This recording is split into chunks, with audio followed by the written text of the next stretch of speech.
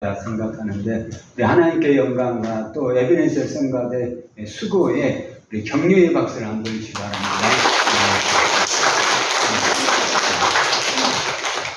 이학주에 인사하기를 찬바람이 곧 붑니다 하면서 더위를 이겨내는데 한 주 사이에 찬바람이 불었어요. 소름 끼친다고 그런 거예요. 이제 우리 같이 인사할 때 다시 뜁시다 라고 서로 격려하기 바랍니다. 다시 뜁시다. 은혜의 안으로 뛰고 또 하나님이 사회적인 여러 포지션들을 줬는데 그 위치에서 다시 하나님의 후반전 열매를 위해서 뛸 수 있기를 바랍니다. 하나님의 편에 서라 라는 제목으로 말씀을 나누겠습니다. 본문의 말씀은 이스라엘의 지도자 또 이스라엘 백성에게는 아버지와 보호자 같은 모세에게 고라 일당이 반역을 행사를 합니다. 성경에는 거슬렀다라고 두 번씩이나 표현을 하는데, 즉 지도자 모세고 또 저들의 가슴이 넓은 아버지 같은 모세에 대해서 대적을 하더란 겁니다. 그 중심에 누가 있었냐 할 때 레위 지파에 속해 있는 고하세 계열의 고라가 있었습니다. 레이시라는 이제 야곱의 셋째 아들이 아들 셋을 줬어요. 게르솜, 고핫, 무라리. 그런데 이 고라는 누구의 계열이냐 할 때 둘째 아들 고핫의 계열이 고라라는 사람입니다. 저가 당을 지었는데 오늘 본문에는 이름 있는 지휘관 250명을 규합을 해서 누구를 대적하냐 할 때 모세와 아론을 대적을 하더란 겁니다. 왜 고라가 이름 있는 지휘관 250명과 당을 지어서 모세에게 반기와 반역을 행사했을까? 지금 이스라엘 백성은 사회적으로 평탄하거나 정상적인 사회가 아니에요. 저들이 손주에게 허락한 적각구리 흐르는 약속의 땅을 향해서 광야에서 끊임없이 앞으로 행군하는 그런 입장입니다. 따라서 서로가 격려해야 될 그런 사회적인 형편입니다. 지금에 있어서는 누가 권력을 탐하거나 안 그러면은 자리 욕심을 내는 그런 구조는 절대 아니란 것입니다. 그럼에도 불구하고 지도자 모세에 대해서 왜 반기를 들었을까?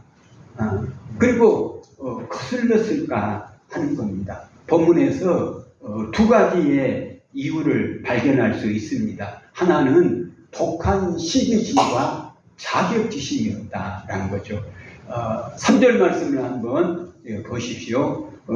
그들이 모여서 모세와 아론을 거슬러 그들에게 이르되 너희가 분수에 지나도다 회중이 다 각각 거룩하고 여호와께서도 그들 중에 계시거늘 너희가 어찌하여 여호와의 총의 위에 스스로 높이느냐. 고라 일당이 반역할 만한 큰 명분이 있거나 지금 지도자 모세와 아론에게 큰 결격 사유가 있는 것도 아닙니다. 근데 저들이 생각하기를 어떤 생각을 하냐. 또 너희와 똑같은 레위 지파의 후손 또 고하세 계열에 속해 있다라는 겁니다. 그런데 왜 너희만 이스라엘의 총회 앞에서 높임을 받느냐? 그리고 왜 너희들이 이스라엘 백성의 모든 존경을 다 혼자 몫으로 차지하고 받느냐라는 것입니다.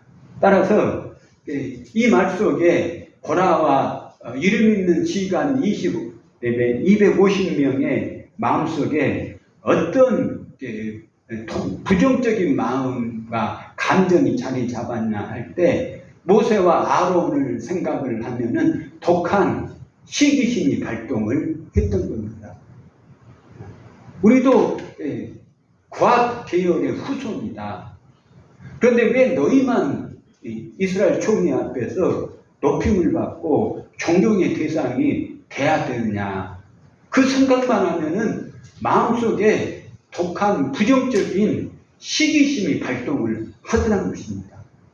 뿐만 아니라 고라라든가 지휘관 250명이 평상시에 모세와 아론 앞에 서면은 마치 대중가요 가사처럼 저들 앞에 서면은 작아지는 느낌이에요. 못나 보인다. 아니면은 결핍을 당하는 입장이에요. 그게 뭡니까? 자격지심이었던 거예요. 이 일에 가장 중심을 이뤘던 사람이 다름 아니라 고라였죠. 그래서 그 부정적인 감정을 자기 안에서 다 해결을 했어야 하는데 해결이 안 되더라는 거예요. 그래서 독한 시기심과 또 자격지심을 가지고 사람들을 쫓아다닌 겁니다. 그러면서 모세와 아론에 대해서 같이 힘을 규합해서 우리도 똑같은 위치와 또 백성들의 시선이 우리도 같이 나눠 가질 수 있도록 힘을 합해서 모세와 아론에 대해서 한번 부딪혀 보자는 거예요. 그래서 몇 명을 규합을 했습니까? 이름 있는 지도자라고 말했어요. 250명을 규합을 했다는 거예요. 그러면은 250명을 규합하기 위해서 얼마나 많은 이스라엘의 그래도 지도층이 또 모세와 아론에 대하여 비판적인 이야기를 했겠냐는 겁니다. 이 부분에서 우리가 생각해야 될 것이 뭐냐 할 때 나의 부정적인 감정, 그것이 독한 시기심이든 어떤 특정한 사람에 대한 자격지심이든 그 부정적인 감정을 잘 다스리지를 못하면은 무섭게 바깥으로 파괴적인 에너지가 흘러가기 시작을 한다는 거예요. 그래서 다른 사람까지 감정적으로 병들게 만드는 그런 입장에 우리가 노출될 수 있다라는 것을 기억할 수 있기를 바랍니다. 비근한 애로 신도림 칼부림 사건을 생각을 해보시고 합니다. 우리 학생의 친구들 그 신도림의 칼부림을 부렸던 그 사람의 나이가 몇 살이에요? 33살이고 이름이 조선시다라고 보도하는데 이 조선시 같은 경우도 자기 동료를 생각을 하면은 스스로 자격지심이 든 겁니다. 왜냐하면 나도 열심히 살려고 준비도 했고 또 도전의식을 가지고 사방에 뛰어다녔다는 거예요. 그런데 자기 삶이 소위 순탄하게 풀리지 않더라는 거예요. 늘 사는 것이 짓눌리고 왜 이렇게 나는 허겁지겁 찌들려면서 살아야 되느냐, 그런 불편한 마음이 찾아온 거예요.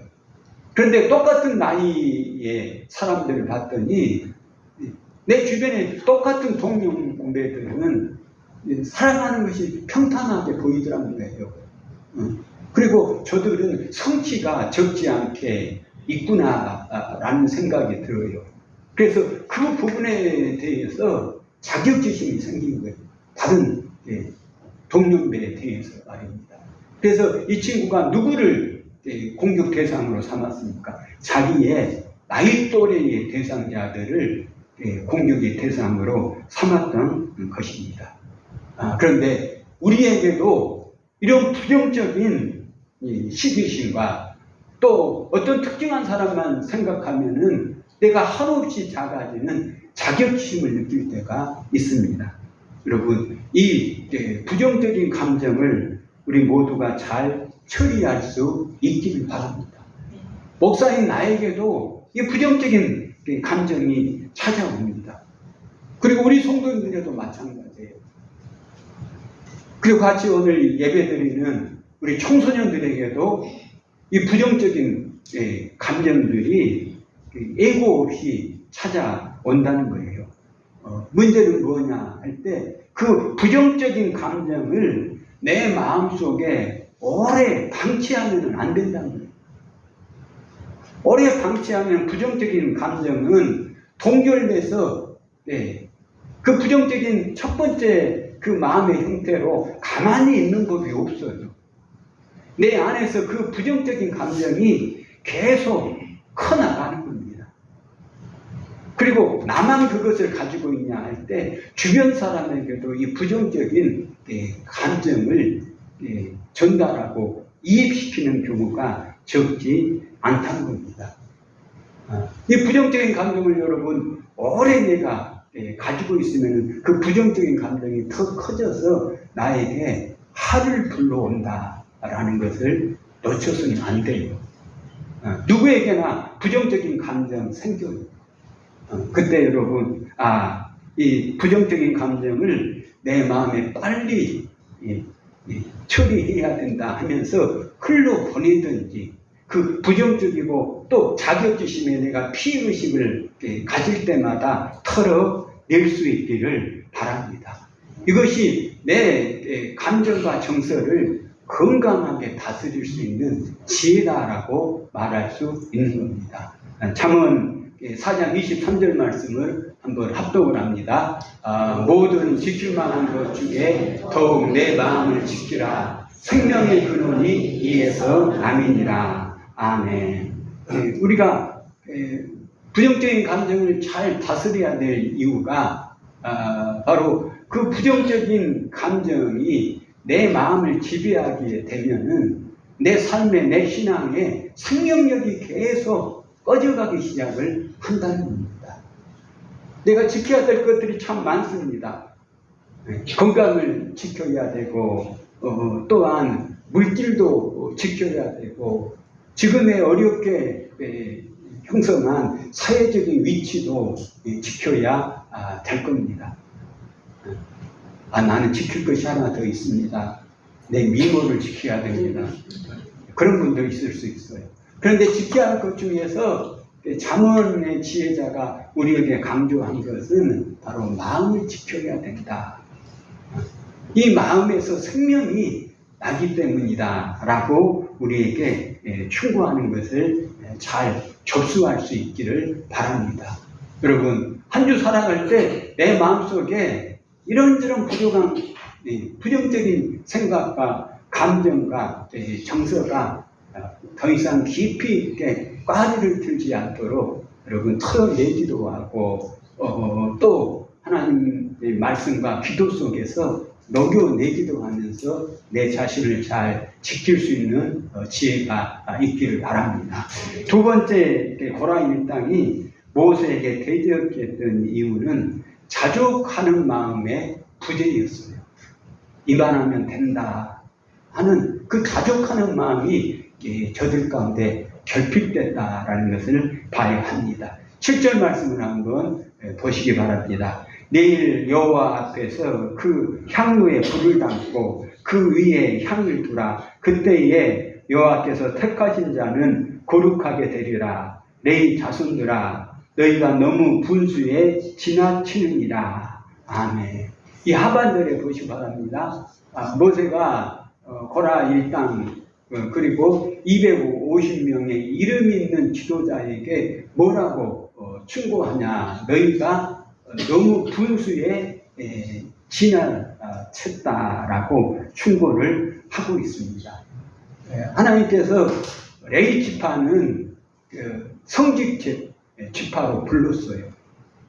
그런데 그 중에서 모세와 아론은 특별히 기름 부어서 모세는 그 당시 지도자로 사용을 하셨고 또 레위는 대대로 제사장 가문으로 하나님께서 특별하게 성별을 시켰습니다. 그런데 그 외에 레위 지파의 사람들이 이 부분에 대해서 마음으로 잘 용납이 안 되더라는 거예요. 왜 같은 레위 지파인데 너희들만 지도자고 너희들만 제사장의 역할을 해야 되느냐. 그러면서 어떤 자리를 저들이 요구했냐 할 때 아론에게 하나님께서 분배를 했던 제사장 그 위치를 저들이 욕심을 냈던 것입니다. 이 일에 대해서 바로 모세가 너무 분수에 지나치지 않느냐. 왜? 너희가 12지파 중에서 성직지파로 불러서 손막에서 또 하나님을 섬기는 일을 이임시킨 것, 그것이 어떻게 작은 일이냐 하면서 9절에는 이 일이 작은 일이냐라고 또 말을 합니다. 그런데 그 부분에 대해서 바로 고라나 그 외의 사람들이 자족하는 마음, 이만해도 된다라는 그런 자족하는 마음이 없었던 것이 아닙니까? 때로는 우리가 특정한 사람들의 예부적인 모습만 보고서 그 사람을 비교 대상자로 삼고 끊임없이 나를 괴롭히는 경우가 있습니다. 지금 누가 이런 형태입니까? 고라와 이름 있는 지도자 입에 보시면 지도자인데 그 앞에다가 뭐라고 소개를 합니까? 이름이 있다는 거예요. 저들도 이스라엘 사회 가운데 지명도가 있었던 사람들이라는 뜻이 이 속에 담겨져 있습니까?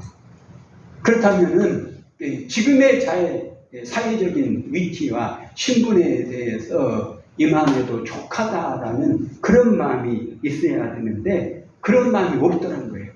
그리고 계속적으로 모세와 아론과 그의 후손들과 비교의식에 시달려요. 그런데 여러분, 모세나 아론이 지금까지 어떤 역할을 감당했는가를 봐야 돼요. 모세와 아론, 이스라엘 백성을 430년 애굽의 굴레 가운데서 출애굽의 역사를 단행하기 위해서 그 강팍한 바로왕과 그 밑에 있는 모든 신하에게 얼마나 많은 수모를 당하고 무시를 당했는가를 기억해야 돼요. 그런데 그 부분에 기억이 없어요. 그리고 이스라엘 백성들도 때로는 출애굽 과정에서 이런저런 재앙이 애굽 가운데 발생해도 바로왕이 강팍해서 끔찍도 하지 않더라는 거예요. 그러면서 오히려 노동 환경은 더 열악해졌었을 때 이스라엘 백성들도 모세와 아론으로서 거절했어요. 그만 놔두라 하면서 저들을 냉대했던 것이 아닙니까? 이런 수모를 누가 다 온몸으로 받아들였습니까? 모세와 아론이. 이런 대가지불에 대해서는 개념이 없어요. 지금 현재의 모세와 아론의 그의 후손들이 누리고 있는 그 시선들, 존경들만 욕심을 내다 보니까 자기들이 하나님께서 부름받은 그 성직에 대한 감사함도 자족함도 없었던 것입니다. 오늘 우리가 이런 입장에 처할 수 있어요. 여러분, 이 설교 들으면서 나도 누구하고 비교하면은 그 비교의식에 함몰돼서 내가 마음이 결핍당하고 마음이 텅 비는 그런 감정을 나도 왜 못 느끼냐라는 거예요. 그 부분에 대해서 여러분 지금의 나의 위치 그리고 환경에 대해서 감사하고 자족할 수 있기를 바랍니다. 나는 나대로 살면 돼 하고 나를 다독고요. 여러분, 저도 동기생들 중에 소위 교단에서 선두 그룹으로 앞서가는 동기가 왜 없습니까? 그 친구들 만나면은 형님 오셨어요, 아니면은 어른 오셨어요 라고 때로는 농담을 합니다. 그런데 중요한 것은 하나님이 불렀고 하나님께서 이 사명을 주어서 또 교회와 양무리를 맡겨놨다 할 때 나는 나대로 목표하면 되는 거예요. 그런데 우리가 이것이 안 돼요. 나는 나대로 살면 되는데 꼭 그 사람처럼 살아야 된다고 생각을 해요. 이번 주 새벽 예배 때 사도 바울이 가장 아꼈던 아들 디모데와 목회 후계자로 여겼던 디모데에게 디모데전서 6장 6절에서 이 부분을 언급합니다. 그러나 자족하는 마음이 있으면 경건은 큰 이익이 되느니라. 목회 현장에서 또 개인의 영성 생활에 있어서 지금의 위치, 지금의 형편을 자족하고 족하다라고 여긴다면은 경건 생활에, 그런 영성 생활에 큰 유익이 된다라고 권면을 합니다. 우리 신앙 가운데 여러분, 감사하는 마음이 없다, 감사하는 단어가 우리 가운데 증발됐다 하면은 그 신앙은 허약한 신앙이에요. 모양새는 있어도 그 신앙에서는 튼실한 내용을 찾아보기는 곤란합니다. 그러면서 똑같은 딘전 6장 7절과 8절 말씀에 계속 이렇게 말씀합니다. 우리가 세상에 아무것도 가지고 온 것이 없으네 또한 아무것도 가지고 가지 못하리니 8절은 우리가 먹을 것과 입을 것이 있은즉 족한 줄로 알 것이니라. 여러분, 요즘 경제적인 사정이 어렵다 해가지고 태어나는 아이들이 한 손에다가 통장 하나를 쥐고 태어난 애들이 있습니까? 아무도 없어요. 그냥 빈손으로 오지요. 내가 아무리 많은 것을 얻었고 쌓아놨다 할지라도 또 이 땅에 대해서 마무리할 때는 또 빈손으로 떠날 수밖에 없다는 겁니다. 누구나 할 것 없이 빈손으로 왔다가 빈손으로 가는데 그 과정에서 8절 보십시오. 우리가 먹을 것이 또 입을 것이 있은즉 족한 줄 알라. 요즘 여러분 없어서 아니면 못 먹어서 병나는 시대가 아니에요. 무엇 때문에 병납니까? 너무 많이 먹어서 병나요. 그리고 오늘 주일날 예배 올 때 장롱을 열는 드레스홈이라고 하죠. 거기 가가지고 여러분 어떤 옷을 입을까 하고 잠깐 선택의 고민에 빠진 사람들이 대부분일 거예요. 이 옷 입어야 오늘 그래도 모양새가 날 것 같다. 또 찬바람이 불어서 조금 더 두꺼워야 된다라고 나름대로 선택의 고민을 가지고 있지 않았냐라는 거예요. 그렇다면은 사도 바울은 그걸 이미 족할 근거를 충분히 가지고 있다라고 충고를 하는 겁니다. 소크라테스가 가장 큰 철학자 중에 한 사람이라고 말할 수 있는데 이런 말을 했다고 합니다.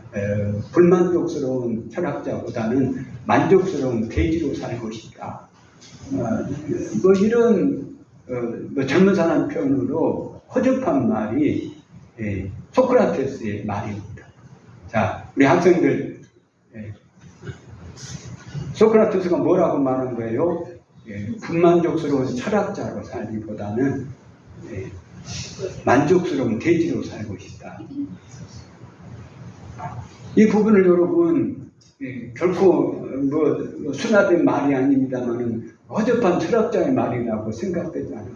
그만큼 사람들 중에서 배우고 선생이치고 지도자의 위치에 있지만은 불만족스러운 철학자로 살고 있다는 거예요.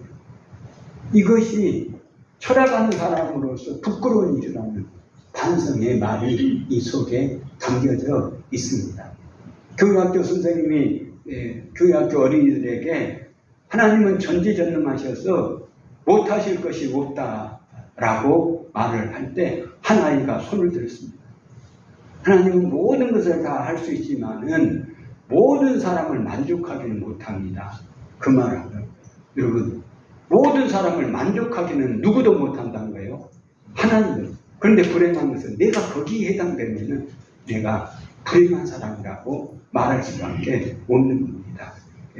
잠언사 전도서를 보죠. 전도서 1장 8절에 후반절에 이런 말씀을 보십시오. 눈은 보아도 족함이 없고 귀는 들어도 가득 차지 아니하도다. 눈을 채울 수 없어요. 귀는 들어도 가득 차지 않습니다. 모든 사람의 다 만족도를 어느 누구도 다 채울 수 없습니다. 그래서 중요한 것이 뭐냐면은 여러분 현재의 상황 또 지금의 상황에 대해서 자족하고 감사할 수 있는 마음을 가질 수 있기를 바랍니다. 지금 현재적인 우리의 위치들 또 환경들 가지고 있는 유형과 무형의 것에 대해서 항상 바라보면서 뭔가 비구나 뭔가 구멍이 났구나 하는 감정이 아니라 이만해도 족하다 감사하다는 마음이 있어야 할 겁니다. 하나님 편에 서자라는 건데 하나님은 누구 편인가? 오늘 본문에 보면은 결국 모세의 손을 들어준 것을 보게 됩니다. 그러면 하나님은 모세의 편인가? 모세와 이스라엘 백성이 갈등하고 때로는 상상하기 어려운 그런 소위 물리적인 충돌이 있을 때 하나님은 항상 모세의 편인가 하는 거예요. 평신도와 목회자가 충돌하고 또 갈등할 때 하나님은 항상 목사 편인가? 그것은 아니에요. 그런데 오늘 본문에 보면은 하나님께서 그런 당을 짓고 또 곤란한 상황에 처할 때 모세가 하나님 앞에 이 경우 내가 어떻게 처리해야 됩니까 하면서 5절에 엎드려서 기도를 합니다. 그럴 때 하나님께서 뭐라고 말씀하냐 할 때 누가 너희를 택해서 이스라엘의 지도자와 또 제사장 가문으로 세웠는지 내가 오늘 저들 앞에서 밝히 보이겠다 하면서 모세와 아론도 그리고 또 고라와 250명의 지감들도 향로를 하나씩 준비하고 거기에 불을 담고 또 향을 피워서 내 앞에 오라는 거예요. 따라서 내가 오늘 두 진영에 선 사람 중에서 지금 현재 입장에서 내 앞에 똑바로 선 사람이 누군가 보이리란 겁니다. 그때 결국은 하나님께서 지금 현재 이 갈등과 또 분란 속에서 누가 똑바로 서 있는가를 하나님께서 어떻게 나타났냐 할 때 땅이 움직이더니 땅이 규절을 읽고서 입을 벌리더란 겁니다. 그러면서 한순간에 고라와 또 이름 있는 지휘관 250명을 삼키더니 땅이 입을 닫아버리더란 거예요. 이를 통해서 이 분쟁 사건은 누가 잘못됐다라는 것을 하나님께서 상징적으로 보여줬냐 할 때 바로 고라와 이름이 있는 지휘관 250명이 하나님 앞에서 이탈한 모습이다라고 하나님께서 징계를 내렸던 겁니다. 그렇다면은 지금 하나님이 누구 편에 서 있냐 했었을 때 모세 편에 서 있는 것처럼 느낄 수 있어요. 그것은 아니에요. 모세가 지금 누구 편에 서 있다는 것을 봐야 됩니까? 하나님의 편에 서 있었던 거예요. 따로 우리가 기도해요. 하나님 내 편이 되어 주십시오. 그건 이기적인 기도예요. 하나님의 속성에 맞지 않는 나는 기도하지만은 또 내가 해석하길래 하나님 내 편을 내 손을 들어줬다 하지만은 그것은 아니에요. 내 재주가 이긴 거예요. 하나님은 누구 편이냐 할 때 하나님 편에 서 있는 사람의 편이다라는 것을 기억을 해야 합니다. 민수기 2장에 보면 무리바 사건이 있어요. 이스라엘 백성이 물 때문에 또 모세에 대해서 원망하며 너희들이 이 광야에서 우리 처자와 짐승들이 기갈에서 다 죽게 만들 거냐 하면서 저들이 소위 대들더라고요. 참 곤란해요. 그래서 모세가 하나님 앞에 또 엎드립니다. 이 백성의 기갈을 해소하십시오. 그때 하나님께서 한 바위를 명하여 물을 내서 마시게 하라 하고 해갈의 방법을 제시를 해줬어요. 그런데 모세가 이스라엘 백성에게 대해서 너무 지쳤어요. 너무 시달리고 스트레스가 감당하지 못하는 만큼 오버가 된 거예요. 그래서 하나님의 답을 가지고 와서 이스라엘 회중 앞에서 그가 물을 내면서 어떻게 하냐 할 때 지팡이를 가지고 바위를 2번 힘있게 혈기를 부리면서 치면서 내가 너희들에게 물을 내서 마시게 될 이유가 어디 있느냐 하면서 역정을 내고 분노를 발산을 하는 겁니다. 여기에서 모세의 잘못이 세 가지예요. 내가 물을 내서 너희를 마시게 할 이유가 어디 있느냐. 물을 내는 분은 누구예요? 모세가 아니에요. 하나님인데 자기가 물을 내는 것처럼 하나님에 대해 올군하고 교만한 죄를 분노해요.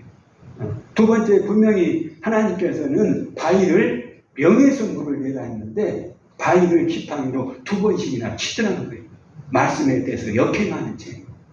세 번째로는 분노를, 이스라엘 백성 앞에 분노내는 것도 분노지만 하나님 앞에 분노를 내는 겁니다.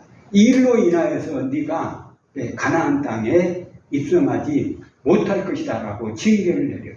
자, 그렇게 하면은 하나님이 늘 모세 편에만 계셨냐 할 때 이를 통해서 봐야 될 것은, 모세도 하나님 편에서 이탈하면은 하나님이 더 이상 아끼고 그를 사용했음에도 불구하고 모세 편에 있지 않다는 겁니다. 그래서 중요한 것이 뭐냐면은 우리의 평생의 신앙의 과정에서 누구 편에 서야 됩니까? 하나님의 편에 설 수 있기를 바랍니다. 그러면은 하나님이 누구 편이 돼요? 내 편에 서 계시는 거예요. 마지막으로 미국 사회와 역사 속에서 가장 존경받는 대통령이 링컨 대통령이라고 말합니다.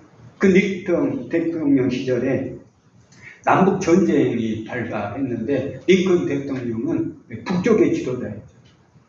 그런데 북군이 밀리는 상황이에요. 그래서 돌파구가 있어야 되는데 돌파구가 잘 보이지 않더라는 거예요.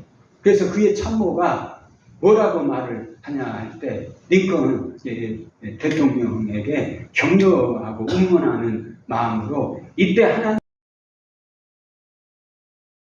좋겠습니다 하고 위로의 말을 건넸어요. 그때 링컨이 뭐라고 다시 그의 참모한테 이야기했냐, 이럴 때 하나님이 우리 편에 있기를 원하지 말고 우리 북군이 누구 편에 있어야 된다는 거예요.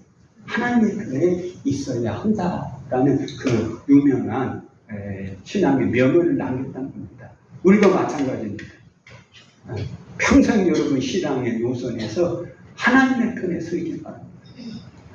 무슨 목사 편에 서야 된다, 사회적으로는 힘 있는 사람의 노선을 우리가 타야 된다, 이 부분에 대해서는 성경이 전혀 지지하지 않아요. 여러분 철저하게 누구 편에 서야 하나님의 편에 서십시오. 하나님의 편에.